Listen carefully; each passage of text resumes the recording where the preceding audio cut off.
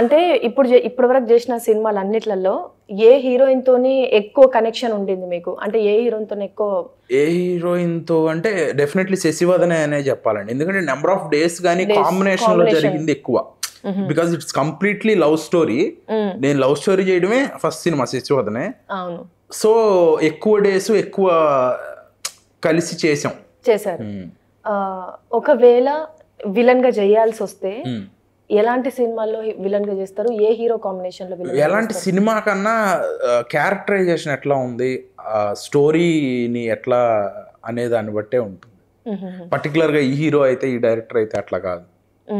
అంటే డైరెక్టర్ తో సంబంధం లేదు, స్టోరీతో సంబంధం. Yeah, story is key.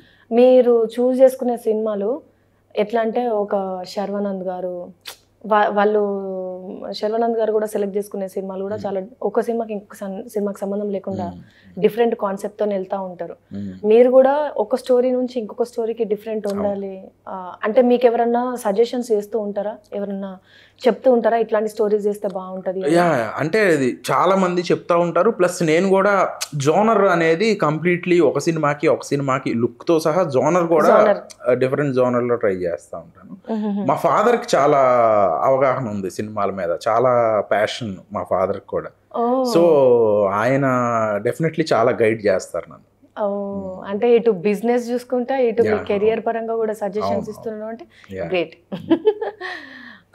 ఏదైనా సినిమాల్లో క్యారెక్టర్ చూసినప్పుడు అబ్బా ఈ క్యారెక్టర్ నేను చేస్తే బాగుండేది, క్యారెక్టర్ నాకే వస్తే బాగుండేది అని ఏదన్నా సినిమా చూసినప్పుడు అనిపించిందా?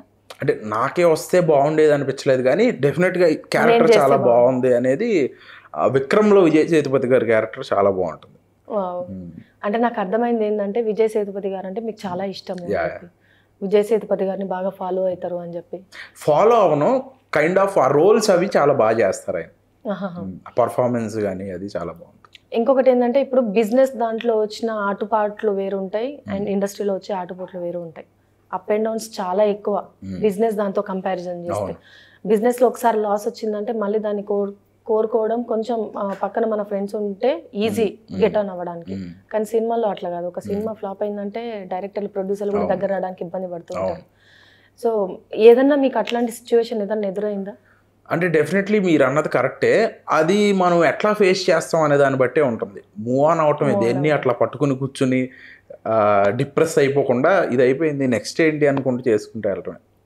అమ్మో, అంటే ఇంత చిన్న ఏజ్లో కూడా ఏ ప్రాబ్లం అయినా చాలా క్లియర్గా చేసుకోవచ్చు అనే మెచ్యూరిటీ రావడం కూడా చాలా గ్రేట్.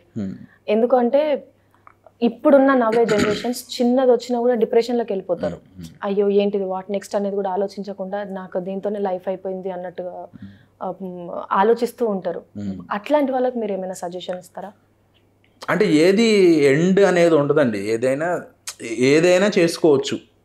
ప్లస్ ఫ్యామిలీ సపోర్ట్ చాలా ఇంపార్టెంట్. ఫ్యామిలీ సపోర్టివ్గా ఉంటే ఎట్లాంటి డిప్రెషన్లు మన దగ్గరికి రావు. సో చుట్టూ ఉండేవాళ్ళు, మన అట్మాస్ఫియర్ చాలా మ్యాటర్స్.